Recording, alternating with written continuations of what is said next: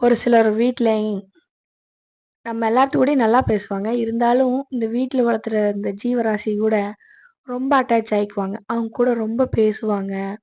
நம்மளையும் கூட அவ்வளோ செல்ல பேர் வச்செல்லாம் கூப்பிட மாட்டாங்க. ஆனா, அவங்களுக்கு நெறைய பேர் வச்சிருப்பாங்க. அந்த மாரி எங்க வீட்லயும் ஃபர்ஸ்ட்டு நெறைய ஆடு இருந்துச்சு. இப்பலாம் ஆடெல்லாம் மேய்க்க முடியறதில்ல. சரியா பார்த்துக்க முடியறதில்ல. முக்கியமா கால் வலி. அதனால வந்துட்டு அதை விடுறக்கும் மனசு இல்லாம, அம்மா ஒரே ஒரு ஆடு மட்டும் வாங்கி வளர்த்திட்டு இருக்காங்க.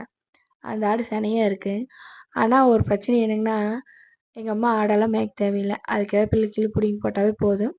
எங்க போனாலுமே பின்னாடி வந்துரும். இந்த நாய்க்குட்டிக்கு எப்படி எங்க போனாலும் நம்ம கூட நன்றி செலுத்திட்டு, பின்னாடியே வந்துட்டு இருக்கு பார்த்தீங்களா? அந்த மாரி அதுவும் பின்னாடியே போகும். ஒரு சின்ன சட்ட சிக்கல் என்னங்கன்னா, பக்கத்து காட்டுல போய் மேய்ஞ்சிரும். அதுதான் பிரச்சனை. அங்க இப்ப எங்க காடு, பெரியப்பாங்க காடு, சித்தப்பாங்க காடெல்லாம் பக்கத்துல இருக்குங்கன்னா, நம்ம திரும்பி பார்க்கறதுக்குள்ள அந்த காட்டுக்குள்ள ஓடிரும். அது மட்டும் கொஞ்சம் சேஃபா இருக்கணும். போயிட்டு பெருசா அந்த புல்லு தான் மேய்ஞ்சுட்டு வரும். ஆனா, பார்க்குறவங்களுக்கு அது கொஞ்சம் தப்பா தோணும். அந்த மாரி வேலைய எல்லாமே இது பார்த்துடும்.